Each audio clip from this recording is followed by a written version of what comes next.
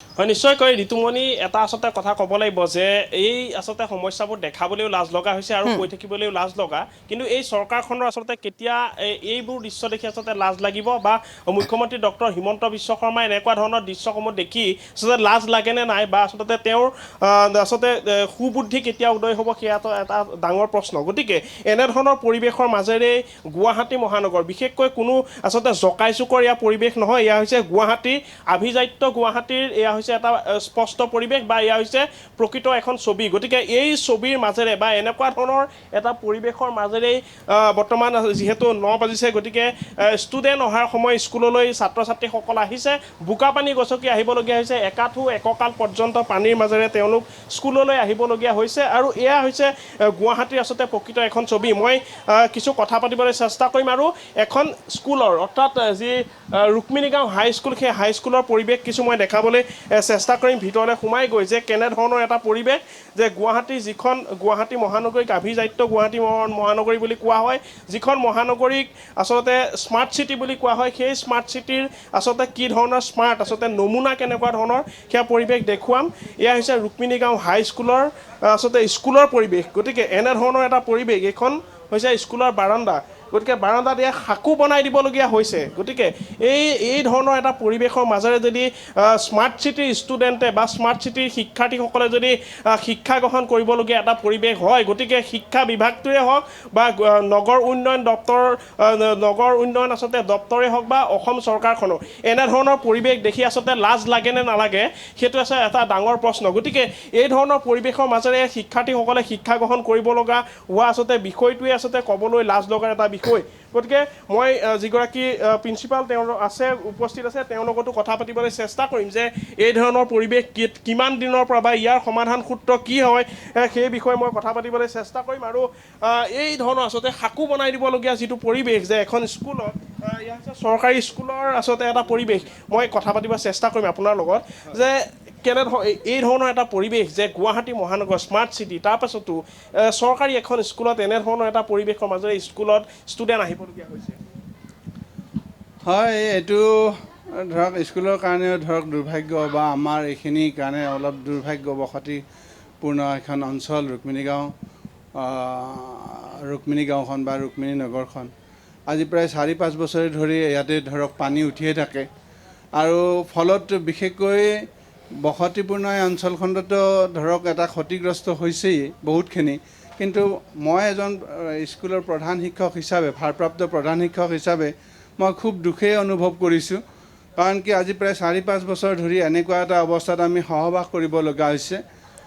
পানীত ধৰক এনেকুৱা প্ৰায় 6 মাহ ধৰি এনেকুৱাকৈ এটা অৱস্থা হয় আমি তলৰখন দেখিছেই আমি এনেকুৱাকৈ ৰাখি দিওঁ তালা মাৰি থৈ দিওঁ ফলত মানে বিল্ডিংটো ডেমেজ হৈ গৈছে আৰু তাৰ ফলতে হৈছে কি আমাৰ ল'ৰা ছোৱালীৰ যিখিনি এনৰলমেণ্ট বুলি কওঁ আমি সেই স্কুলৰ এনৰলমেণ্ট দিনত বছৰে বছৰে কমি গৈ আছে আমাৰ শিক্ষা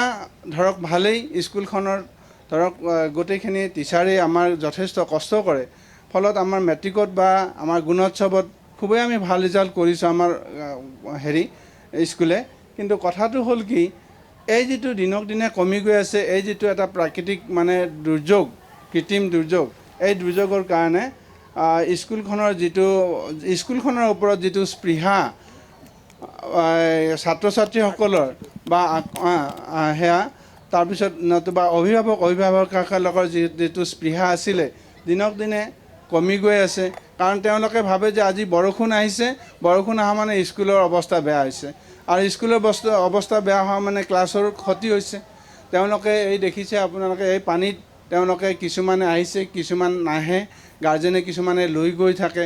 আমি বুজাই বঢ়াই হ'লেও ৰাখিব চেষ্টা কৰোঁ কিন্তু তেওঁলোকে হাজাৰ হওক আজিকালি সকলোৰে আপোনালোকে জানেই এটা বা দুটাই ল'ৰা ছোৱালী তেওঁলোকে ধৰক আৰু এটা বেটাৰ এখন স্কুল বিচাৰে ফলত এনেকুৱা যদি 6 মাহ ধৰি এনেকুৱাকৈ পানীপূৰ্ণ এখন স্কুলত তেওঁলোকে নিশ্চয়কৈ দিব নোখোজিব নিশ্চয়কৈ মই কৈছোঁ যে এয়া হৈছে ক্লাছ 10 গতিকে ক্লাছ 10ৰ যিটো শ্ৰেণীকক্ষ সেই শ্ৰেণীকক্ষৰ আচলতে তলত বা শ্ৰেণীকক্ষৰ সন্মুখত এনেকুৱা ধৰণৰ এটা পৰিৱেশ গতিকে এই ক্লাছ 10ৰ যিটো আচলতে ক্লাছৰুম আছে ইয়াত ক্লাছ হয়নে নহয় ইয়াতে এতিয়া ক্লাছ নহয় এইটো মই ডেস্ক বেঞ্চবিলাক মানুহ লগাই পেলাই ডেস্ক বেঞ্চবিলাক মই আঁতৰ কৰাই দিছোঁ, দি পেলাই ওপৰত থৈ দিছোঁ আৰু বা সেই LP স্কুলৰ সেইখিনিত থৈ দিছোঁ। ইয়াতে এনেকুৱা কৰি এতিয়া নহ'ব আৰু প্ৰায় 3 মাহ 4 মাহ যেতিয়ালৈকে ধৰক ছেপ্টেম্বৰ মাহলৈকে মোটামুটি আগষ্ট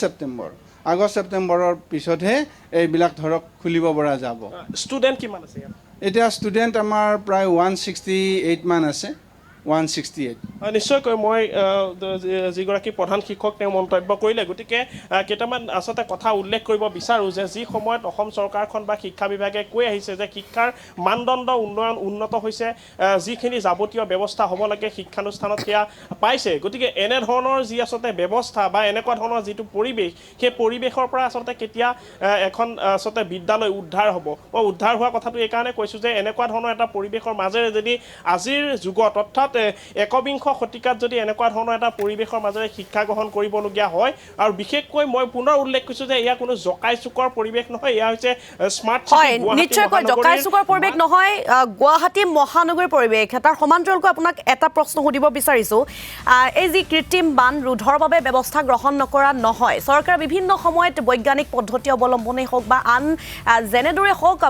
হাতত ব্যৱস্থা লৈছে বা ব্যৱস্থা গ্ৰহণ কৰিছে, কিন্তু তাৰ পাছতো আচলতে এই যি কৃত্ৰিম বান ৰোধ কৰিব পৰা নাই। যেনেদৰে আপুনি মন কৰিব 25 কোটি টকা কিন্তু ব্যয় কৰি 10টাকৈ ছুপাৰ চাকাৰ মেচিনো তেওঁলোকে ক্ৰয় কৰিছিল। গতিকে সেই ছুপাৰ চাকাৰ মেচিনসমূহ কি কৰিলে বা সেইসমূহৰ সদব্যৱহাৰ আচলতে কৰিব জনা নাই কাৰণেই গুৱাহাটী মহানগৰখনত এই অৱস্থা নেকি? অনুনাথ। হয়, নিশ্চয়কৈ আপুনি আচলতে যিটো কথা উল্লেখ কৰিছে যে কথাটো আচলতে ক'লেই এটা হাঁহিবলগীয়া আচলতে এটা বিষয়, কিয়নো ছুপাৰ চাকাৰৰ যিটো প্ৰসংগ, সেই ছুপাৰ চাকাৰ প্ৰসংগটো আহিলে এটা কথা উল্লেখ কৰিব লাগিব যে যেতিয়া যি ধৰণে আচলতে কামখিনি কৰিব লাগে বা ছুপাৰ চাকাৰৰ জৰিয়তে যি ধৰণে নলা চাফা কৰিব লাগে সেই কামখিনি সময়মতে নকৰা বা ছুপাৰ চাকাৰ এটা যে মাত্ৰ সাঁথৰ, সেই সাঁথৰ ইতিমধ্যে সকলোৱে গম পাইছে, সেয়া দুনাই কৰাৰ প্ৰয়োজন নাই। এয়া হৈছে একমাত্ৰ কমিশ্যনৰ অংকত আচলতে ক্ৰয় কৰা একোখন বাহন বা কমিশ্যনৰ অংকত আচলতে ক্ৰয় কৰা একোটা যন্ত্ৰ। গতিকে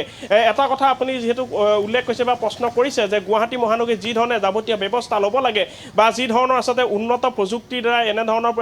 যি পৰিৱেশ বা এনেকুৱা ধৰণৰ যি কৃত্ৰিম বানৰ সমস্যা, সেই সমস্যা ৰোধ কৰিব লাগে, তাৰ বাবে যি যাৱতীয় ব্যৱস্থা, সেই যাৱতীয় ব্যৱস্থা লয়, কিন্তু তাত দুটামান কথা আছে যে এয়া হৈছে কমিশ্যনৰ অংক, এয়া হৈছে এক প্ৰকাৰে ঠিকাদাৰ বা যি অভিযন্তা, সেই অভিযন্তাৰ মই মতালি, কিয়নো মই যিটো স্থানত উল্লেখ আছোঁ যে মই যিটো স্থানত আছোঁ সেই স্থানত আচলতে যিটো ৰাস্তা আছে সেই ৰাস্তা বনোৱা হৈছিল, বহু কোটি টকীয়া আচলতে ব্যয় সাপেক্ষে ৰাস্তা বনোৱা হৈছিল, যিটো ফুটপাথ আছে দুই কাষৰ ফুটপাথ আচলতে বনোৱা গৈছিল, কিন্তু তৎস্বত্বেও তাৰ পাছতো যি ধৰণে ফুটপাথৰ যি নলা আছে সেই নলা যি ধৰণে খান্দিব লাগিছিল সেই খান্দা নহ'ল, আৰু তাৰ ফলশ্ৰুতিতে এনেকুৱা ধৰণৰ এটা পৰিৱেশ। গতিকে দুটাকৈ মেচিনৰ দ্বাৰা যদিও আচলতে পানী লৈ যোৱা হৈছে, কিন্তু তাৰ পাছতো 1 কিলোমিটাৰ জোৰা এটা আচলতে দীঘলীয়া পথ, সেই পথছোৱাত বৰ্তমানো যথেষ্ট পানী আছে। গতিকে এনেকুৱা ধৰণৰ এটা পৰিৱেশৰ মাজেৰে চলিবলগীয়া হৈছে। বৰ্তমান যিহেতু 9:15 বাজি গৈছে, কিন্তু তাৰ পাছতো যিসকল আচলতে শিক্ষাৰ্থী, মাত্ৰ কেইজনমান শিক্ষাৰ্থীয়ে আহি উপস্থিত হ'বলগীয়া হৈছে। গতিকে এনেধৰণৰ এটা পৰিৱেশৰ মাজেৰে ষ্টুডেণ্টসকল আহিব কেনেকৈ বা ছাত্ৰ ছাত্ৰীসকল স্কুললৈ আহিব কেনেকৈ, সেয়া এটা ডাঙৰ বিষয়। গতিকে মই যদি ছাত্ৰ ছাত্ৰী দুগৰাকীমানৰ যদি মই ভাষ্য ল'ব চেষ্টা কৰোঁ যে তেওঁলোকৰ কেনেকুৱা ধৰণৰ সমস্যা হৈছে, কিমানমান পানী হৈছে তেওঁলোকৰ, মই অলপমান কথা পাতিব চেষ্টা কৰিম। যে তুমি ক'ৰ পৰা আহিছা? সাৰ্ভেৰ পৰা আহিছোঁ। পানী কিমান হৈছে ৰাস্তাত? বেছি হোৱা নাই, কিন্তু আমাৰ দিগদাৰ হয়, স্কুলটো বন্ধ হয়, সেইকাৰণে পঢ়াটো দিগদাৰ হয়। কি ক'বা মুখ্যমন্ত্ৰী ডাঙৰীয়াক বা আমাক তোমালোকে কি ক'বা? আমাকে ৰাস্তাটো ভাল কৰি দিয়ক, আমাৰ স্কুলত আহোঁতে বহুত দিগদাৰ হয়, পঢ়াটো বহুত কমে।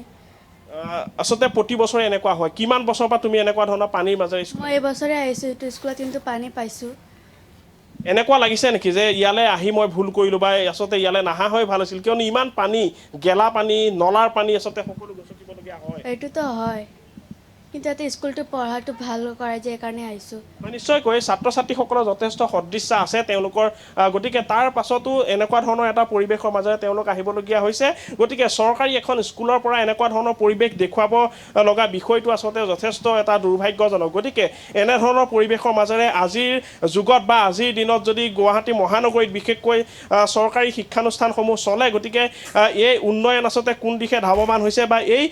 উন্নয়নৰ ক্ষেত্ৰত চৰকাৰে কি ধৰণৰ ব্যৱস্থা লৈছে বা এই উন্নয়নৰ বাবে কি ধৰণে আচলতে চৰকাৰে কাম কৰি আহিছে সেই বিষয়ে পূৰা দুনাই কোৱাৰ প্ৰয়োজন নাই। এয়া হৈছে গুৱাহাটীৰ আচলতে প্ৰকৃত পৰিৱেশ, এয়া হৈছে গুৱাহাটীৰ আজিৰ দিনৰ পৰিৱেশ। গতিকে মই উল্লেখ কৰিছোঁ যে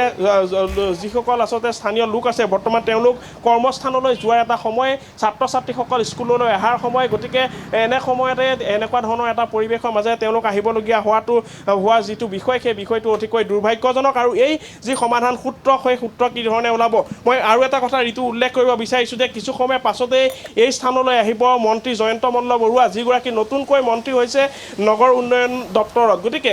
তেওঁ আহি এই পৰ্যবেক্ষণ কৰিব, এই স্থানত আহি তেওঁ সমাধান সূত্ৰৰ কথা ক'ব। গতিকে ৰাইজক তেওঁ আচলতে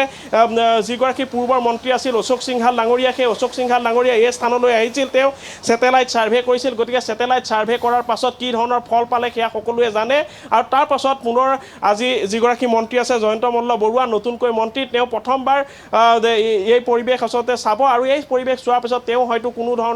কোনো এটা আচলতে যুক্তি বা কোনো এটা সমাধান সূত্ৰৰ কথা উল্লেখ কৰিব। গতিকে এই সূত্ৰ আচলতে গুৱাহাটী মহানগৰবাসীয়ে বহু শুনিলে, এই সূত্ৰ কি ধৰণে আচলতে ফলপ্ৰসূ হয় সেয়াও আচলতে সকলোৱে দেখিলে। গতিকে বৰ্তমান এটাই কথা আচলতে বিচৰা হৈছে যে এই যি পৰিৱেশ আছে এই পৰিৱেশৰ যাতে স্থায়ী সমাধান হয়, এই পৰিৱেশৰ পৰা যাতে গুৱাহাটী মহানগৰবাসীয়ে মুক্তি পায় আৰু এই পৰিৱেশৰ অৱসান ঘটি শিক্ষাৰ্থীসকলে হওক বা কৰ্মস্থানলৈ এই সময়ত ওলাই অহা যিসকল লোক আছে তেওঁলোকৰ যাতে সমস্যা সমাধান হয়, সেয়াহে আচলতে এটা ডাঙৰ বিষয় আৰু সেয়া হৈছে সকলোৱে এটা বিচৰা এটা বিষয়। গতিকে মই উল্লেখ কৰিছোঁ যে কিছু সময় পাছতেই যিহেতু মন্ত্ৰী আহিব, গতিকে মন্ত্ৰী আহি এই পৰিৱেশ পৰ্যবেক্ষণ কৰি তেওঁ এটা স্থায়ী সমাধানৰ সূত্ৰ, যদিও স্থায়ী সমাধানক লৈ আচলতে যথেষ্ট আমাৰো সন্দেহ আছে, আৰু কিয়নো চৰকাৰ পক্ষই বিভিন্ন সময়ত আহে আৰু এই পৰিৱেশ আচলতে তেওঁলোকে পৰ্যবেক্ষণ কৰি বিভিন্ন কথা কৈ যায়, কিন্তু ফলশ্ৰুতিত দেখা পোৱা যায় যে এটা ডাঙৰ শূন্য। গতিকে আজি কি ধৰণৰ সমাধান সূত্ৰৰ কথা তেওঁ উল্লেখ কৰে বা তেওঁলোকে চৰকাৰৰ ফালৰ পৰা আহি পেলাই স্থানীয় লোকসকলক কি ধৰণে আচলতে তেওঁ আশ্বাস দিয়ে, সেয়া হ'ব এটা ডাঙৰ প্ৰশ্ন আৰু সেয়া হৈছে এটা ডাঙৰ বিষয়। গতিকে আমিও আচলতে তাৰ বাবে ইয়াতে উপস্থিত থাকিম আৰু মন্ত্ৰীগৰাকীৰ পৰা বিচাৰিম যে তেওঁ কি নতুন সমাধান সূত্ৰ লৈ এই স্থানত আহিছে আৰু এই সমাধান সূত্ৰই আচলতে গুৱাহাটী মহানগৰীৰ যি কৃত্ৰিম বানৰ সমস্যা সেই সমস্যা ৰোধ কৰিব পাৰেনে, নে এয়া পুনৰ আচলতে কথাৰে বা আচলতে কথা আৰু কামৰ মাজত যে এটা ডাঙৰ পাৰ্থক্য সেয়াও আচলতে পৰৱৰ্তী সময়ত স্পষ্ট হ'ব নেকি, তাৰ এটা আমি আচলতে যি কথা তেওঁৰ লগত পাতিব চেষ্টা কৰিম মন্ত্ৰীগৰাকীৰ সৈতে। গতিকে মন্ত্ৰীগৰাকীৰ যি অহাৰ বাবে অপেক্ষা কৰিছোঁ আৰু অপেক্ষা কৰাৰ পাছত তেওঁ যি মন্তব্য দিয়ে সেই মন্তব্য আমি লোৱাৰ চেষ্টা কৰিম। নিশ্চয়কৈ কিমান কম আৰু কিমান শুনিব বা কিমান দেখুৱাম আৰু কিমান চাব, এতিয়া জ্বলন্ত সমস্যা হিচাপে দেখা দিছে গুৱাহাটী মহানগৰীৰ বাবে। গতিকে বহু দীৰ্ঘদিনৰে পৰা গুৱাহাটী মহানগৰবাসী এই সমস্যাৰ সন্মুখীন হৈ আহিছে। এজাক বৰষুণতে বুৰিছে মহানগৰী আৰু ইফালে মহানগৰীৰ কেইবাটাও স্থানত এতিয়া এককাল পৰ্যন্ত পানী হোৱা পৰিলক্ষিত হৈছে। তদুপৰি কৃত্ৰিম বানত নলা নৰ্দমাৰ জাবৰ পথলৈ যিহেতু উটি আহিছে, গতিকে বাট পথসমূহক কদৰ্যময় কৰি তুলিছে। আৰু যি এই বৰষুণজাকৰ ফলতে কৰ্মচাৰীসকল নিজৰ কৰ্মস্থলীলৈ যোৱাত অসুবিধা হৈছে আৰু ইফালে ছাত্ৰ ছাত্ৰীসকল শিক্ষানুষ্ঠানলৈ যোৱাত সমস্যাৰ সন্মুখীন হৈছে। গতিকে এই প্ৰতিবেদনসমূহ দেখাৰ পাছত বা এই জ্বলন্ত সমস্যাসমূহ দাঙি ধৰাৰ পাছত আচলতে বিভাগীয় কৰ্তৃপক্ষ তথা নগৰ উন্নয়ন দপ্তৰ বিভাগে কিবা ব্যৱস্থা গ্ৰহণ কৰিবনে নকৰে বা গা লৰিবনে নলৰে, সেয়া কিন্তু পৰৱৰ্তী সময়ত লক্ষণীয় বিষয় হিচাপে দেখা দিব। অনুমনাথক এই মুহূৰ্তত আমি ধন্যবাদ জ্ঞাপন কৰিছোঁ।